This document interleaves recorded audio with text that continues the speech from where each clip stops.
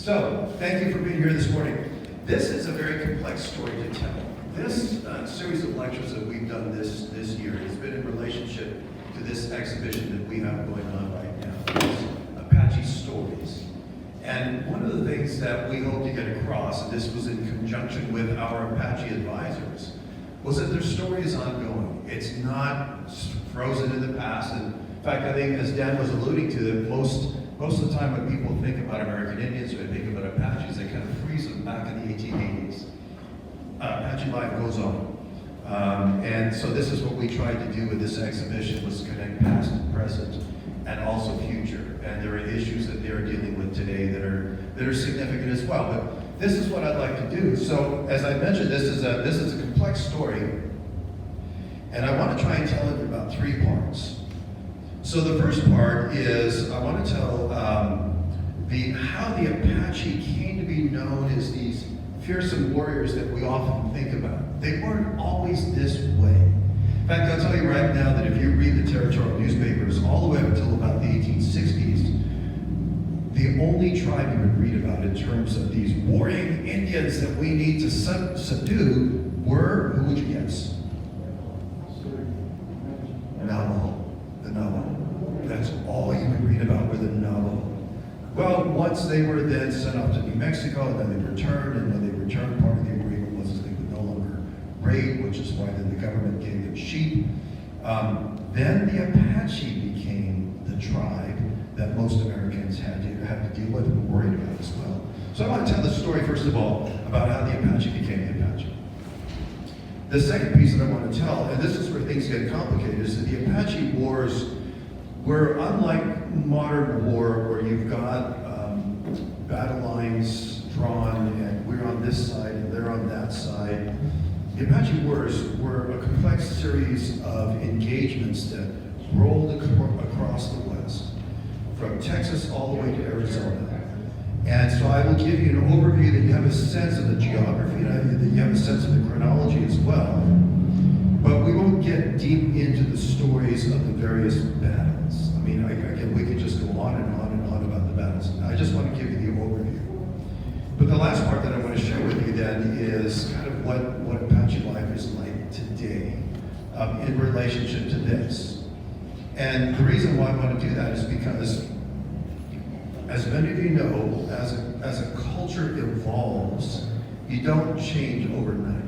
There are reverberations of the past all the time in the present. And so how does this then play out in modern Apache life? So here's what I want to start off with, and just telling you this. And this is what I find interesting, and I apologize that this is not the most legible. But I want to start up here with Mangas Coloradas at the very top. Very interesting warrior, about 6'6", if you could imagine that. And Mangas Coloradas, anyone speak Spanish? Red sleeves. Red sleeves. Why do you think he was named Red Sleeves? Blood. Right? Blood, exactly. It was reference to blood. He was a very renowned warrior. But here's what I find interesting. As we talk about the Apache War, there was a central family unit that was behind most of it. A central family unit. And it begins with Mangas Coloradas. So, his daughter, to the left, married Cochise. You've all heard his name as well. So, he is the father-in-law to Cochise. His son is Mangas, the son of Mangas Coloradas as well, who was also a renowned Apache leader and a renowned figure in the wars that we study. Cochise's sister married Mangas Coloradas' son, Mangas Jr., if you will, right? And so there is this very interesting family dynamic going on here. And then on top of that, Victorio, who was also, we'll mention him in a moment, was a renowned war leader. He was a son-in-law to Cochise. Now, Lucid over here, I should also mention now, this is Geronimo over here. Now, Geronimo was not related by marriage or by blood. But he certainly was one who served, he was a war leader that served under Mangas Coloradas. Okay? So you understand the connections there. Let me just say something about Geronimo. We'll come back to him in just a moment. He's probably the most well-known of all the Apaches. Geronimo, his birthday was Guayana, which which means one who yawns. He was not a war leader when he started out. His focus was really on being a healer, on spirituality, on being a spiritual leader. That's what it was about. He became a war leader because of trauma. And I'll come back to his story in just a moment. But his life was forever interrupted by violence and framed by violence then for the rest of his life. But he didn't start off this way. Now, the last thing I want to do is then, this is Nana, for those of you who know Apache history. Nana was the successor to Victorio. Losen was Victorio's sister. Again, if you know her, we don't have time. I could spend the entire hour telling you the biographies of each of them. Losen, though, was a renowned warrior in herself. For those who witnessed her, they described her as being equally capable to any of the male Apache warriors. She was a phenomenal leader in her own right, but this was the sister Victoria, and Nana was the successor. And then down here is Judd, who was then the cousin to Geronimo. So with all of this, I'm trying to get it across is this very interesting nexus of families that essentially lead the Apache Wars almost from the start all the way to the finish as well.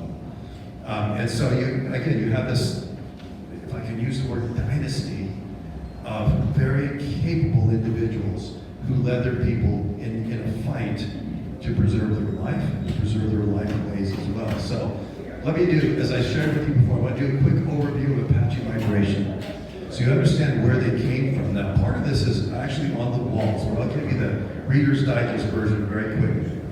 And everything turns around this moment in time in Apache life, 1680, the Pueblo Indian Revolt. I'll explain that in just a moment. We'll do an overview of the wars, as I said before, so you get a sense of the geography, but also the chronology. And then I want to focus in on the last part is the Camp Grant massacre. Dan mentioned this before, that so many people are not aware of their own history, our own history as Arizonans. This is a massacre that happened in Camp Grant, Arabiba Canyon. If you know where Arabiba Canyon is, it's down south of us, going south of Phoenix. Beautiful place. I'll show you where it is on the map. And this moment illustrates a lot of the complexities of the Apache Wars. So that's what I'll do. So a quick overview of the Apache migration. To begin with, the Apaches are part of a people who were Athabascan speakers. The language they spoke was Athabascan. And Athabascan speakers, as you know, way up here, start all the way up in Alaska. As a matter of fact, if you go up to Alaska today, you will find the Athabascan tribe there. So the Apache and the Navajo are part of the southern migration of the Athabascan speakers, just so you understand. So the Navajo and Apache, they can speak with each other. It's not perfect. I'd liken it to, I guess if any of what it was just suddenly appeared in Australia somewhere, perhaps in the outback, you could make out what they were saying, but you might need help with a few words. But it's something akin to that as well. I also just want to note that also on the California coast, you have some Athabascan speakers, but you get the southern migration that occurred as well. Now, the first historic evidence that we have of Apaches at all, they were not called Apaches. It was actually the expedition of Francisco Coronados as he traveled northward from Mexico in search of the 7 cities of Cibola. He recorded this, that they encountered this group of natives that were hunter-gatherers, and they lived around bison. So I'll let you wrap your mind around that for just a moment. Yes, there were bison at one time in this area.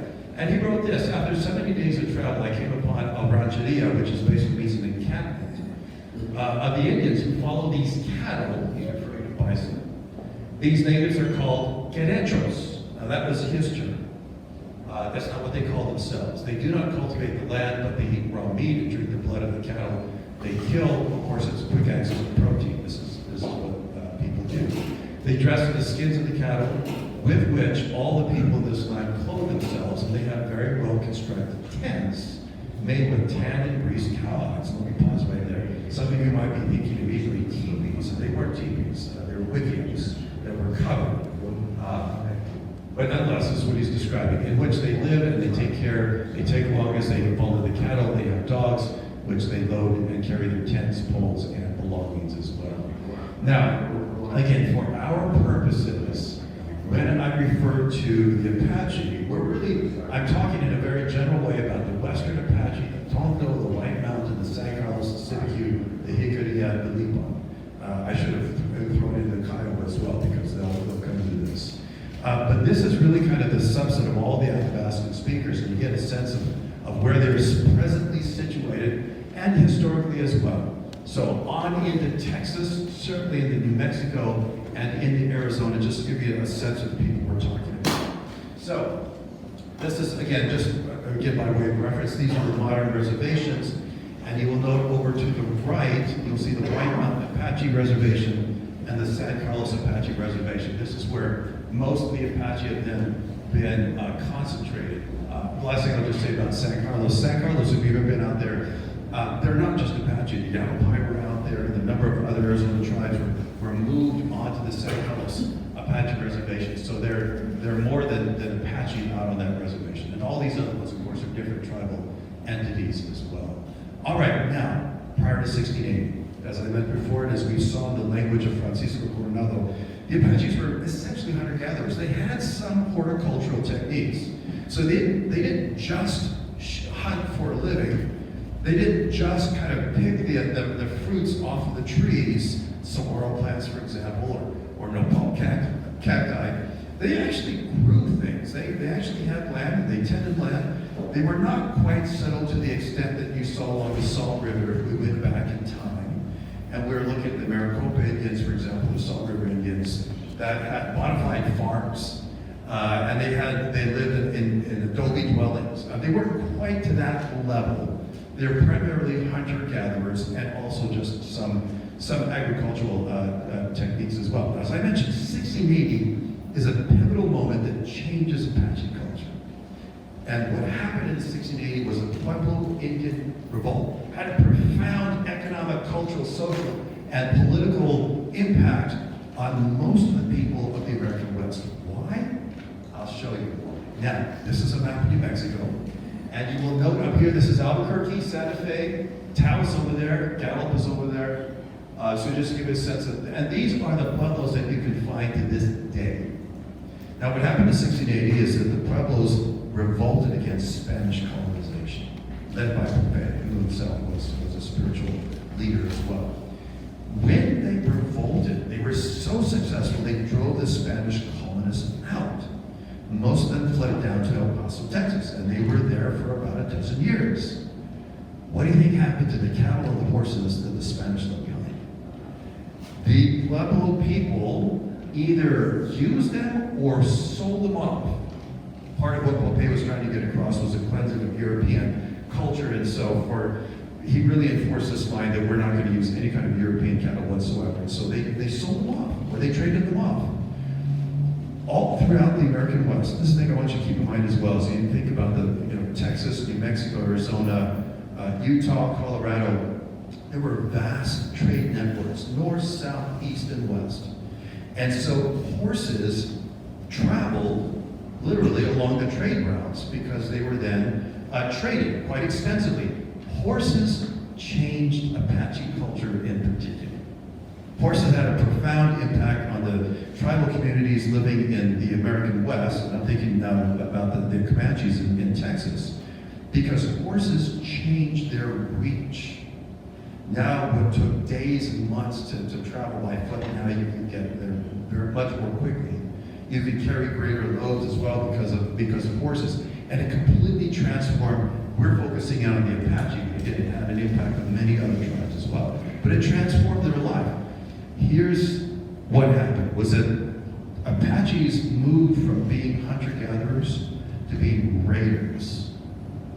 Now, from an Apache mindset, raiding was the same as hunting. It was the same thing, right? But what they would do is that they would raid, and their reach was far down into Mexico. And so if some of you are familiar with the story of Geronimo and the efforts to capture Geronimo, he spent a lot of his time down in Mexico because there were other sympathetic communities down there, native communities. There were some Apaches also living down in Mexico. But what I want you to understand is that after 1680, suddenly Apaches become a regional power. they become a military strength that exerts an influence all throughout this region. So think about the Arizona-New Mexico border as this corridor of raiding and trading. So what the Apaches would do is they would come down and they would sack some of the tribes that were more agricultural along what is now Phoenix, right along the Salt River. They would take their goods, they would move on down into Mexico, they would trade them, and then they would raid around there, and they would bring the goods up here as well. So there was this vast economy that existed north and south, but also east and west, facilitated by horses, but largely driven by tribes like the Apaches. So, again, I want you to understand that. Now, the other thing, as I mentioned before, one of the greatest changes was that the Apaches become a formidable fighting force in the American Southwest. If we go further out, further west, the same thing happened to the Comanches. The Comanches had an enormous empire that dominated that area for quite some time. So the regional economy transforms in the American West. There are certain tribal nations that they operated as regional powers. And in Arizona and New Mexico, the Apaches control that area right there. All the way down, as I showed you in the map, all the way down into Sonora and Chihuahua as well. And as a result, in Arizona, there were several tribal nations that allied with the Apaches. So the Yavapai, who used to live here in this area, when Americans first came here, they were known as Yavapai Apache because of their close alliance with the Apache. It was a military alliance. The Mojave as well was also a military alliance. Again, if you go back to the historical records, you'll read about the Mojave Apache. That was simply recognizing these different nations made alliances. And so again, the Apaches became this very strong political and economic power. Now, the other key consequence I want to point out. So first of all, the Apaches, they go from being hunter-gatherers to being a military presence. And because of that military presence, they become politically powerful and economically powerful as well. The other consequence was that Spanish efforts to colonize was significantly blunted, particularly in Arizona. In fact, let me show you this. That's an old slide. Here's this slide that I wanted to do. So, the Spanish crown, if you think about it, Spanish colonizing in Arizona, they really never made it further north than about Tucson. That was it. And it wasn't because they didn't want to come up further into what is now Arizona. They tried. There were missions that were established that were completely destroyed by who? Apaches, right? So the Apaches blunted Spanish colonization. So the Spanish established presidios, which were military outposts, at Tubac and Tucson as well. There were some Arizona tribal communities that accepted Christianity. The Hanawatam down in San Gabriel de Tubac, south of Tucson, they certainly accepted Christianity, but for most of the other native nations in Arizona, they remained too organized and too powerful to allow Spanish any further inroads into Arizona. And Spain eventually could only buy peace on the frontier. Why? Because of the raiding Apaches. The Apaches, in fact, if you go down to Tubac, if you haven't been down there yet, this is south of Tucson. There are adobe walls that are still standing from the mission that was attempted there. That mission collapsed over time because of the frequent raiding of Apaches. It got to the point where finally first the Jesuits and then the Franciscans gave up. And the ruins of that mission are still there, which you can visit, but it's because, again, the strength of the Apaches. There were missions that were attempted over in Yuma. Same thing, wiped out because of the Apaches and the local communities there as well. Now, what Spain did in order to protect Tucson and some of the other settlements was they negotiated peace through giving them blankets and horses and things that they need. So essentially what they negotiated with the Apaches was, leave us alone and we'll give you what you want, right? And that was a dynamic that existed for a couple hundred years on the frontier. And this becomes important in just a moment. So, this is another map, just again, of the Spanish missions in the American West. I just want to illustrate this point. For those of you from California, you're familiar with the El Camino Real, which is the royal road along that basically connected the Spanish missions all the way from San Francisco all the way down to San Diego as well. Here's what I want you to understand though. Notice where the missions are positioned in California. Only along the coast. Only along the coast. So in other words, outside of the reach of the mission, that's all native land. This is the furthest the Spanish could go. And then I want you to note this large space between San Diego and San Javier del Bac. It wasn't because the Spanish didn't try. They did try. They could not establish a foothold any further than there. And that left it with this large space of what the Spanish considered no man's land. But what I want you to understand is that this was all controlled by native people. Oh, right? So giving a sense of how successful they were, and the Apaches in particular, in stopping this colonization. And of course, over here, this cluster that we see, these are the pueblos of upper New Mexico as well. So, so the Tucson missions that were successful, San Javier del Bac, the San Agustin, the Tucson as well. There were other missions destroyed, as you'll see right there in red, in the Tumucacri area, the Yuma area as well. Other missions that were destroyed. Again, just to illustrate the point that the horse gave them this reach and this power that they didn't have before. In fact, the Apaches came to so dominate the Spanish imagination that on this map you notice the term Apacheria. That was the land for this area. It was Apacheria. This is Apache land. In other words, nobody but crazy people go over that land because you're going to die if you do, right? So, giving a sense of how powerful they were. Now, very, very quickly, the Spanish imperial quest ends in 1821. And I wish we had time. This is a whole other presentation, but I'll tell you very quickly. What's interesting was that the New Spain, which is now Mexico, New Spain, started a revolt in 1810 and it ended in 1821. And it was essentially, it ended as a conservative revolt, and I'll try and make a long story very short. What was happening in Spain was Napoleon deposed the Spanish king, put his brother Joseph on the crown, and now those forces that were fighting on behalf of Spain in the New World to keep New Spain part of the Spanish Empire, suddenly there's a Frenchman on the throne. And the question becomes, do we support this French guy on the Spanish throne? And that's why it became a conservative revolution, because all of the military generals decided, no, we're not going to support this French guy. So they switched sides, and then New Spain broke away from Spain, and it became the Republic of Mexico.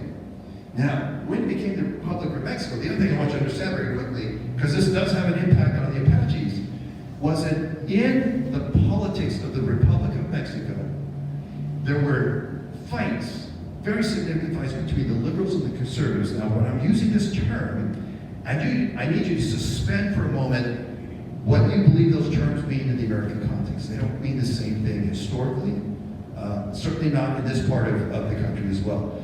To be a liberal in Mexico in 1821 meant that you wanted to have a representative democracy. You wanted to have a constitutional democracy. As a matter of fact, if you read the Constitution from Mexico, it's almost word for word like the American Constitution. That's what it meant to be liberal. Liberal in the sense that we are breaking away from the monarchy, the aristocracy. We don't want it anymore. We want elected representatives. That was liberal. So on the other side of that, what was conservative was, we want the aristocracy. We want the monarchy, right? So that fight characterizes the whole of Mexican politics, I would argue, until 2022. If you understand that struggle between trying to implement the promises of a constitutional democracy versus consolidating power in the hands of a few wealthy families. If you understand that, then you, as I said, you understand all the ups and downs of Mexican politics all the way to the present day. Now, why am I telling you this? Because this has an impact on the frontier, on what was then northern Mexico, the provinces, what are now Arizona. The fighting between conservatives and liberals in Mexico City, the capital, created this political gridlock. They couldn't get anything done. As a result, the security needs of the northern provinces, Arizona, California, Texas as well, were entirely ignored. Remember, I shared with you before what Spain managed to do with these raiding Apaches was to buy them off, and that was the dynamic. Well, what happens then when Congress will not fund paying the raiding Indians?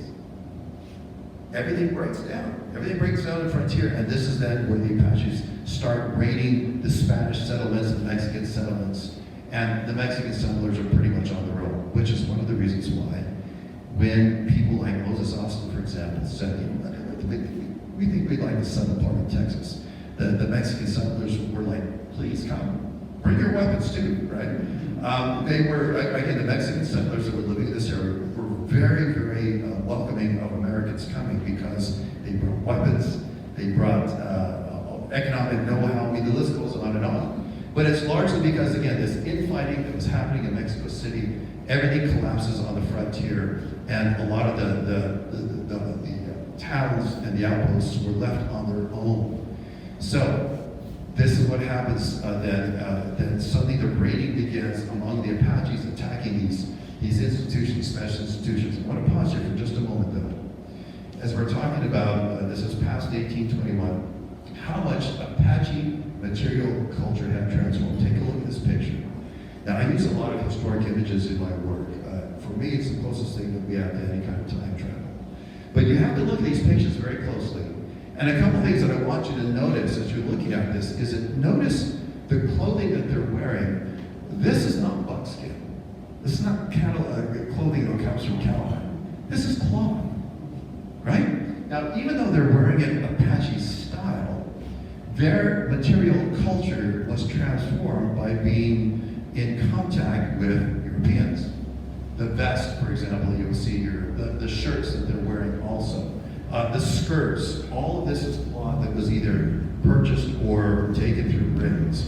So their material culture transforms. In fact, again, as I'm just looking around this room, you'll see an example of buckskin, of tan leather over there in that bay. I'm drawing a blank. Yeah, what's the term for this? The display case. I guess that would be it, right? So that's more of the traditional. But if you turn around to the back, you'll see cloth. A white dress is just made out of cloth. That's an example of European influence. Even though the aesthetics of it is still native style, their material culture transformed quite a bit. It had an impact on it. Now, let's move over to the Apache Wars. After 1848, so in 1846, the United States goes to war against Mexico. That war is over by 1848. It is settled by a treaty that's known as the Treaty of Guadalupe-Hidalgo. Wouldn't expect anyone to know this. Wouldn't expect anyone to know this fact either, but again, I'm a historian and I'm really good at Trivial Pursuit. The 10th article of that treaty mandates that the United States, in taking over former Mexican territory, where we live now, promises that they're going to stop raiding nations going to Mexico. So it's all part of the treaty that Mexico negotiated with the United States. Is fine. You can have this land as long as you stop those guys from attacking us, right? So the United States then was, through diplomatic agreement, now obligated to stop raiding Apaches. Right away, that starts to get then the United States in conflict with this ongoing economic relationship that existed on the border, or what is now the border, that existed for centuries prior. So this map right here gives you an idea of the field of operations of the Apache Wars. And the different color stars show you the different Apache nations that were involved as Americans increasingly moved from east to west, increasingly moved into New Mexico and to Arizona as well. So these gold stars right here, these are the Mescalero Apache. The purple stars you see right there are the Chiricahua. The red ones that you see over there are the Western Apache in Arizona as well. And then the Wallapai and the Yuma over here as well, who are also allied with the Apache. But again, I share this with you so you have a sense of the movement from east to west of Americans increasingly coming into this area and the different communities that they connected up with. So, very, very quickly, this is where I'll just do an overview of the different kinds of wars. But I want you to think about this as we do this. We're going to go chronologically, and I think there's about 4 or 5 different slides I want to share with you. And I will tell you the story of one conflict that, as I said, happened down in Aravaipa Canyon. But I want you to think about this. You are trying to protect your land. Let's just assume that we are related by marriage, blood. We've lived together, we work together. This is our little plot of land. And then newcomers come, and they are not respecting our ways and what we do. So we begin to defend ourselves. What do you think that does to a people, to a culture over time when war is the dominant factor in your life? It changes. It changes dramatically. Again, I ask you to remember for just a moment the example of Geronimo. Geronimo did not set out to be a war leader. His interests were in being a healer and a spiritual leader and director as well. What transformed him into being the formidable warrior that he was actually at one of these trading parties where his band went down into Mexico, northern Mexico. They camped out on a river outside of a town. The men went in town to trade. The women and children stayed behind with the encampment. And the local militia, fearing that Apaches are now on their border, attacked that encampment, killed all the women and children. So as soon as the men in town heard that their families were being attacked, they went back. What did they find? People dead everywhere, burnt, everything burnt. So again, as fathers, as husbands, as brothers, what do you think that does to you? How do you think you process that? In fact, Geronimo talks about, he wrote about this. When he was 72 years old, he wrote his biography, his autobiography. And he talked about that moment. He was so shocked to see his sweetheart and his two little daughters dead, and his wickiup burned. He couldn't speak for 3 days. He was in complete shock. Now, after that 3-day journey, what happened then, just to finish the story, was that the men held an emergency council. What do we do? Do we attack the town, or do we go back to Arizona? They decided to go back to Arizona. And so they did this forced march, all the survivors. 3 days straight. They didn't rest. They didn't eat. They just peeled all the way back to Arizona. It was after that moment where Geronimo kind of came to himself, and when he came out of this stupor, this funk, this shock that had hit him, there was nothing but rage. He wanted revenge. He wanted to avenge his daughter and his wife. And at that point, that's when he basically then rallied the rest of the survivors and said, we need to avenge the blood of our loved ones. And there were those that said, you're right, let's go. And they went, they started attacking Mexicans. From that point on, that's when Geronimo then became who he was. As I said before, his birthday, or the name that he was given was a great name. He became named Geronimo because one of the attacks that he made on one of the Mexican militias was on the day of St. Jerome. St. Jerome, patron saint, was the day of St. Jerome. Jerónimo in Spanish, right? And so as the Mexican soldiers went into battle to fight against the Apaches, they called out to St. Jerome for help. Jerónimo, right? They kept shouting, Jerónimo. On the other side of that, Geronimo, at this point, he did not want to live. He wanted to die. He wanted to join his wife. And again, for those of you who know about military, when you have no fear of dying, you become a formidable warrior. You will do things that no sane person will do. And he was. In fact, he became such a killing machine in that particular encounter that at one point his own men kind of dropped back and they just watched him. And by the time this was over, I mean, he was bruised, he was bloody. There was a pile of bodies all around him. Again, because he wanted to die. He was not afraid of death. He just wanted to take out as many people as he could before he went. And it was after that day, after that unholy baptism of blood, that his people then started to refer to him as Geronimo, right? Because of the cry that kept coming out from the soldiers, Jerónimo. That's how he transformed. And that moment shaped him for the rest of his life. Initially, Geronimo's only focus was really on avenging his family against the Mexicans. But over time, that started to include Americans as they came into Apache territory. And that's how he became the individual that he was. But again, as I go through, I share this with you because as I go through this, I want you to think about the impact that constant fighting and warfare has on people, on families, day in and day fighting. When suddenly that becomes your primary occupation, you are fighting to the death to preserve who you are as a people and the life that you have known. So we started in 1849. This is a year after the Treaty of Guadalupe. This is known as the Caballeros Wars. This is the earliest theater event in New Mexico. Very quickly, the White Massacre was a massacre of an American wagon train. The White family had separated. They were traders. They traded into Santa Fe. They knew the area well, but they separated from their wagon party. And what happened was, and this is, again, I share this with you because this is characteristic of many of these conflicts. They were out, they had started a little encampment, and there was a war party that came up of Apaches and Comanches together. And this was typical in the Old West, is that Native people, from their mindset, we're all humans, and we're all trying to survive. So if I'm starving and I come up and ask for help, would you mind sharing your bacon with me? Of course, out of your natural generosity, you would say, sure, here, pull up a seat, we'll share a meal together. Well, from the perspective of the white family and other settlers, I understand as well, look, we've got limited food. We can't feed everyone that comes along, so get out of here. And they did, they chased them off. Again, this war party being confused, like, what's wrong with these people? Why are they so cruel? Came back again, look, we're hungry, would you mind sharing a meal with us? And again, the white family chased them off. It was the third time that the war party came back and said, we're taking what we need.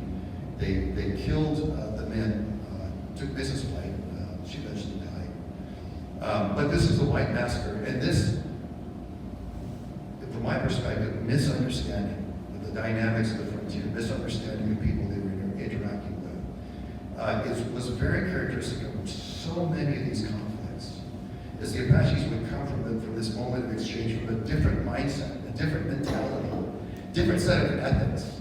And then the Americans would also have their own ethics. Again, and I see both sides, but this was so characteristic.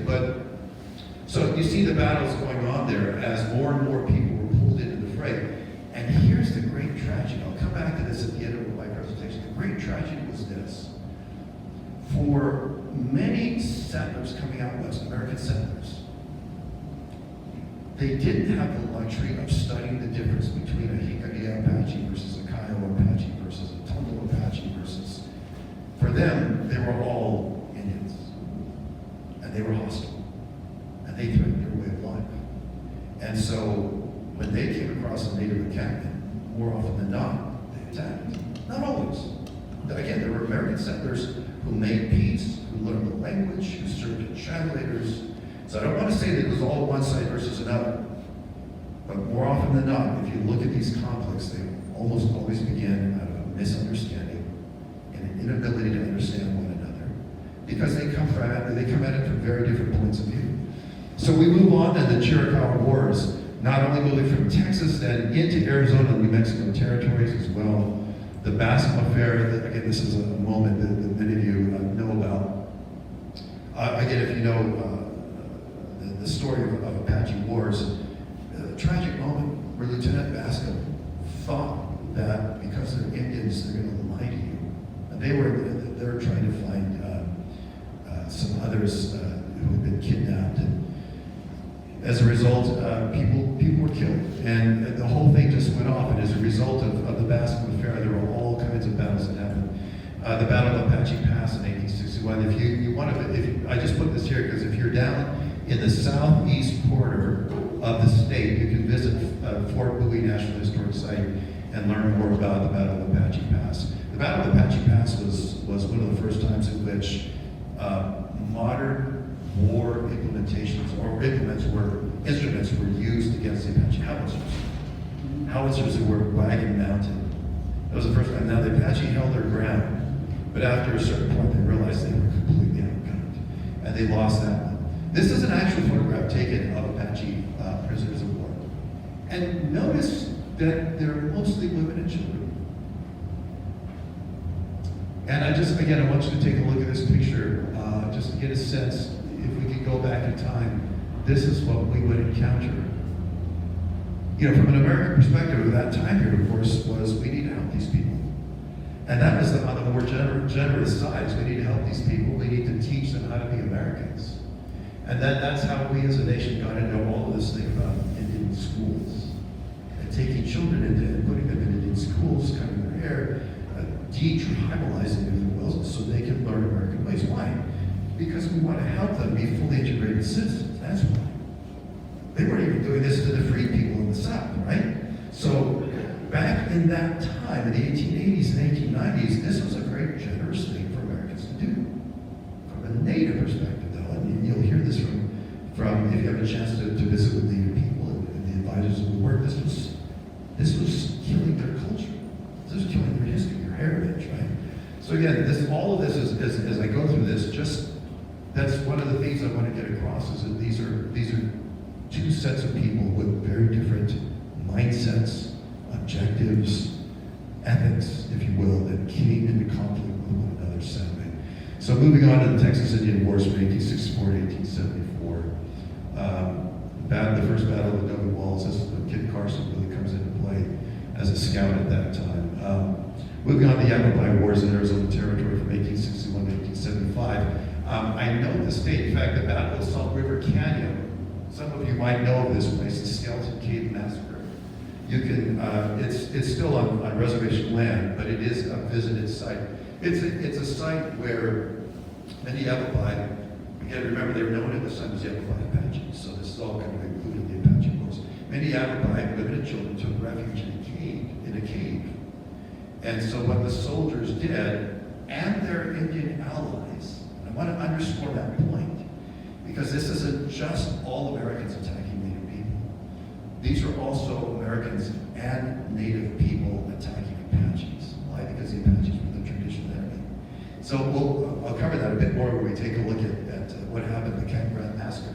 But in the Battle of Salt River Canyon, there were women and children that took refuge in a cage, and so what the soldiers started to do is they started to shoot up into the roof of the cave so that the ricochet would come down and kill all of those inside. In fact, that's what happened, is that most of them died, and those who didn't were then killed afterwards. Because you couldn't shoot straight into the cave because they were protected by boulders, but they figured out that if you ricochet the bullets off, that's what happened. And so there's a marker there to this day. Now, I put the date of 1872 here as well, the Apache Wars. If you're familiar with Wickenburg history, the Wickenburg Massacre happens in 1872. This is all part of this larger theater of conflict that's going on.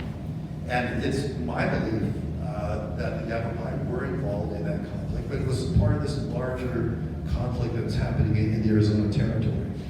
All right, the Victorious War, I mentioned it as well, in New Mexico, Arizona, and also down into Mexico. There was an international aspect of this.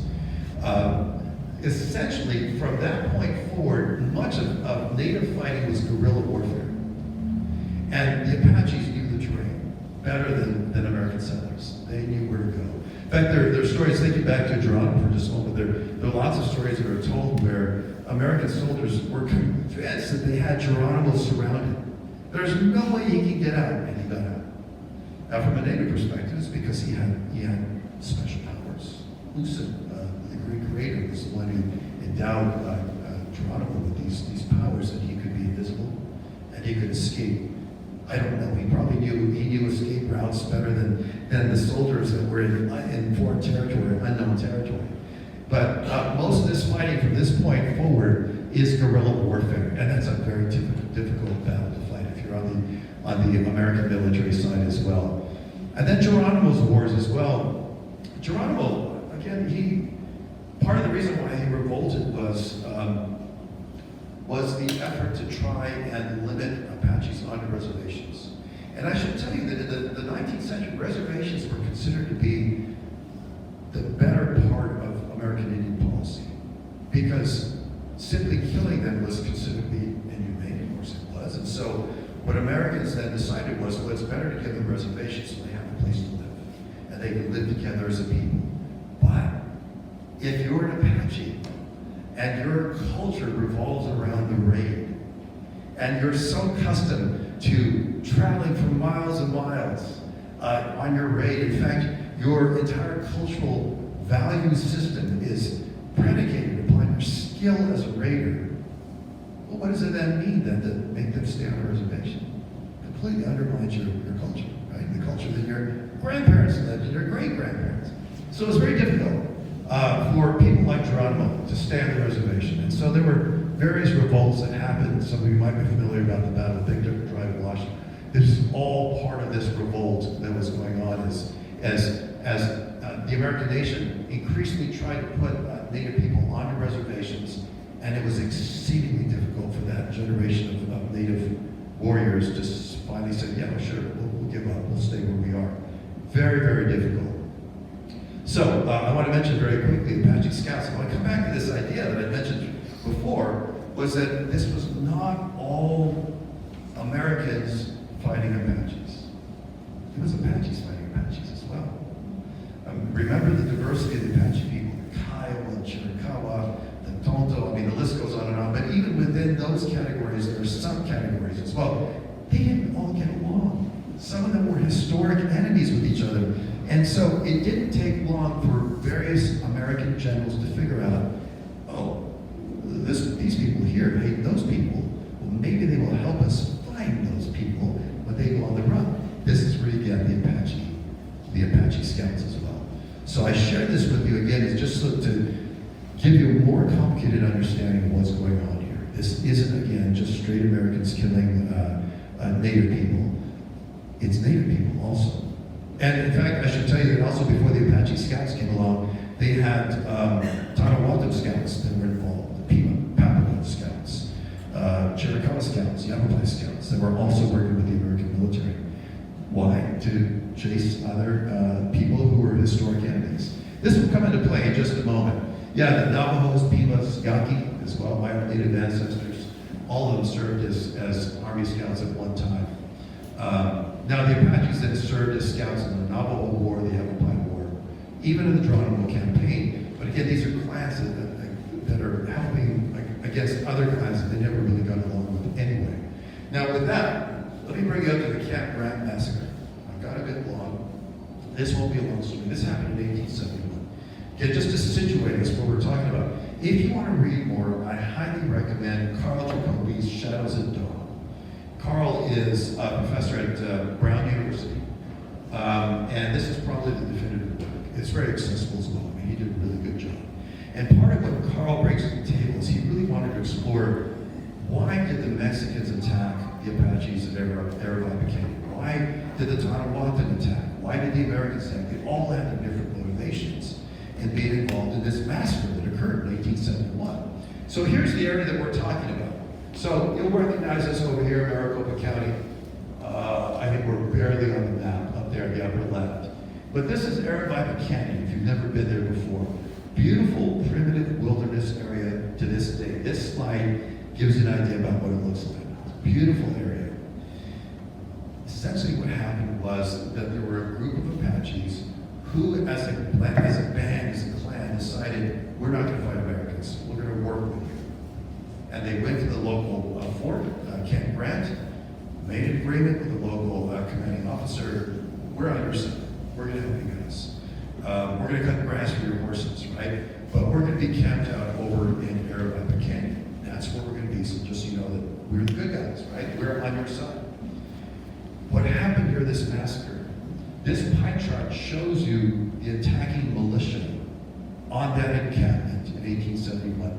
The vast majority of them were Watan people. The Akimel-Watan or the Tonawatan, the people of the Pagán are commonly known. Only about a third were Mexican. Only 4% were Americans. So again, I want you to understand this, that in many of these conflicts that we're talking about, it's not just Americans killing Native people. It's also Native people killing Native people. That's what I want you to understand with this. And so what happens was, on the 30th of April, 1872, the militia, mostly Native warriors, surround the Apache camp at dawn. The Tonawatan warriors attack the Apaches while they're sleeping. The few Americans that were present, and the Mexicans as well, they're those with the firearms. They positioned themselves up at the top of the canyon, and they were the snipers shooting down into the camp to get anybody to escape. It was the Watan warriors who went in with their clubs and started attacking the sleeping Apaches there. Most of the Apache men, they were out hunting in the mountains, so there was really no fighting force to defend themselves. When it was all done, there was about 144 Apaches killed and mutilated. Nearly all of them were scalped. Why? Because as a territory, we weren't alone. You could get bounties on scalps down in Mexico as well. Bounties were paid for scalps. You could turn in scalps and you could get paid for that. That's why. All but 8 of these who were killed and mutilated were women. All but 8 were women and children. 29 children were captured and they were sold into Mexico either by the Tonawanda or Mexican Americans as well. And that was also very common. We don't have time to get into this, but this is part of, back to what Dan had mentioned before about kind of how Americans, as we think about American history, we often start with the East Coast and don't think about what's going on here. At the same time, slavery existed in the American West long before Africans reported into the South or into the East as well. Long before. Why? Because the slave trade was alive and well among the native people. The stronger tribes who dominated the weaker ones, captured them, sell them off, right? And this is all part of that trade. This is not unique. It was all part of this long trade that existed in the American West. Now, why did the militia attack? Back to Carl Jacobi's thesis. Well, the different players had different motivations. For the Tonawanda, the Apaches were the traditional enemies, so of course we're going to attack them. We hate those guys, right? This is a chance to get even for what happened to my great-grandfather. I don't mean true ones, but you understand the sentiment, right? I mean, we hate those guys, of course we're going to attack. For Mexican Americans in Tucson, attacking Apaches was part of this military tradition of honor. Stretched all the way back to the conquistadores. How do you gain honor in a Spanish or Mexican context? It's your military prowess, your manliness, if you will, on the battlefield. Again, a brief segue. If you've ever watched a bullfight, I appreciate for most Americans, you're going, why are they killing a poor bull? From a Spanish mentality, it's not about killing the bull. It's more metaphorical. It's that death will come at you quickly. And it's going to be horrible and violent. And so the question becomes, how do you face death? And so, if you ever watch bullfighters or bullfighting and wonder how bullfighters are scored, it's the grace at which they handle speeding death. That's how they're evaluated, right? Do you run and hide, or do you face the death with grace?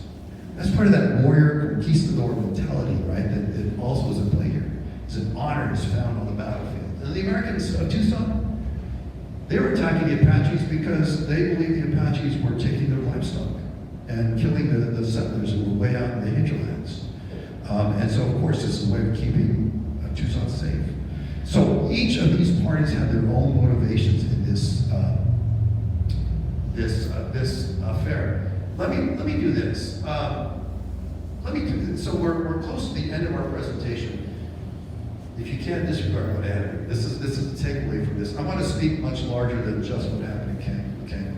If there are takeaways from today's presentation, one is that when we're talking about Apache Wars, I want you just to understand it's a very complex picture. Over many different geographies, many different people, fighting in the largest sense to protect their lives and their livelihoods, but the actual impetus, the actual spark that explodes the powder keg is different in each situation. So it's a very complex picture. As we're talking about Apache Wars, again, I hope you understand this idea. It wasn't just all Americans against Apaches. It was Americans, yes, but also with their native allies, fighting Apaches as well, for their own reasons as well. Now, the last thing I want to mention in terms of takeaways, and I want to reference back to our display that we have here. One of the things that was very important to our advisors was that, again, we don't freeze their story in the 1880s, but continue to tell their story in the present day. This is why we have examples of both traditional art but also modern art. But I want to call your attention to the display cases back in the corner.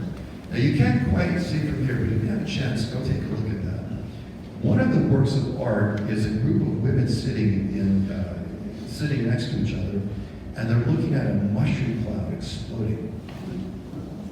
And what that speaks to are some of the health disparities that continues to this day. Water is a significant issue. There's some panels that talk about that access to good, dependable clean water, significant issue on the reservations to this day. Access to good, dependable health care is also an issue. Also, in terms of the Native people, when there was experimentation in the post-Cold War period on our nuclear weaponry. In fact, even white settlers or whites living in Arizona and New Mexico face the same thing. Some of the experiments happened in the American West, and the nuclear fallout may be one of the reasons. It's a theory at this point why there's still certain hotspots in Arizona, New Mexico, and Utah as well, where cancer is a significant problem. Well, this impacted the Native community in a significant way as well. And so, in terms of takeaway, they're still fighting to protect their life, their livelihoods, but in a different way. It's a different battleground now. But they're still fighting, they're still struggling. And if anything, I hope, again, to bring your understanding up to the present day, that the struggle continues for many Native communities. And they're still warriors, but no longer on the battlefield, not in this way. There are people who are fighting for reform, for access to resources, water, to healthcare, things that are critical for their environment as well, and for the life and livelihood. So I will end on that note. Thank you for your attention. I'll be happy to take a few questions. If you have to go, it's okay, I understand as well. But if there are any questions, I'll be happy to answer any questions that I might have. I know we covered a lot of territory here, so. Yes, Jim. Got a question about Apaches and Comanches, because they were not best of friends at all, generally, but in your lecture today, you suggested at one point that they were working together, that they were collaborating, that they were assisting each other and helping each other survive. Was that very common? So the question Jim is asking is if Comanches and Apaches were traditionally enemies and get along, and that's absolutely true. But I would say, just in terms of human nature, there were moments of cooperation. I would say it characterizes all of Apache Wars. But you're familiar with the old adage that the enemy of my enemy is my friend. And so there were occasions of cooperation as they were trying to fight settlers in the American military as well. So there were moments of that. But I wouldn't say that then resulted in peace between Comanches and Apaches. They were for the moment, for convenience. So there were a few moments where that happened. Yes. Good question. Thank you for that. Yes. I understand how the scouts would have signed up with the Army based on these intertribal conflicts and even splits within bands and things like that. I've always been puzzled, though, why Native Americans, this is broader than just the Apaches, but why Native Americans have such a high rate of military service. Yeah. I would think, and that's, obviously against quote-unquote external enemies, whatever, it's not a domestic sort of issue. I would think that would be kind of the last thing that they would be interested in doing, given their history. So that's a great question. The question is, why do you see a high percentage of American Indians in military today? I'd say give a couple answers. One, of course, is the warrior tradition, which continues on. But two, the military, I think, as I'm sure you know, is access to resources. It's a way off the reservation. It's a way to get education. It's a way to get training, travel the world. All of those elements as well. So all of those come into play for American Indian communities. And I would say the same thing with many Latino communities. Same thing. Again, it's about getting out of the neighborhoods and getting some access to education and all those kinds of issues. So it's the two things I would say. It's the warrior ethic, but also what the military provides. Thank you for that question. Yes? Did they have kind of a census of how large the different tribes were of the Apaches? Yes. I say that with great hesitation. Sure. Simply because up until the 1880s is just a guesstimate. Right. So in fact, 1886 was a pivotal year. Before that, all we could do was guess, just based on anecdotal evidence, what the Mexicans would write about, the tribes. And so, no, we don't have a great sense prior to that. Afterwards, yes, because of the Dawes roll that was taken. And for many Native communities today, if you can trace back to someone who was recorded in the Dawes roll, that you could become a citizen of that tribe. But for others who were not part of that, the Dawes roll only did a survey among certain tribes, not all of American Indians in the West. So So it's a great question to ask. It's one of the complexities we wrestle with when it comes to looking at Native communities historically. So all we can do is guess.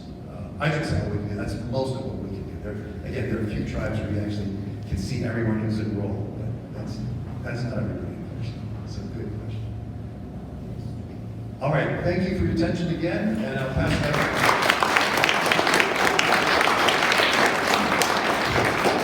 Thank you, Professor. Just a kind of a personal postscript to all this from me. And that is, if you think about almost all wars in American history were wars of liberation, of a real noble purpose to them, except the wars against Mexican people and the wars against Native people. And as a result, those were wars of conquest. And when the Apache Wars ended, there was no celebration like when the Civil War was over, or when the troops came home from World War I and World War II. So for me personally, right now, I feel really sadness that these wars were fought like this and they ended like this. And I think it's just something all of us need to kind of remember as Americans, that we've had different purposes over time, and some of those purposes weren't very noble. Matter of fact, very ignoble in this case. But it is part of who we are, and it's so important we tell these stories so we all learn them and remember them. So with that, just a reminder to a few of you who came in late today. This is membership month at the museum. So we're offering extra discounts if you become a member, and Kathy Clark in the back of the room there is more than happy to explain what that's all about. Thank you all for coming.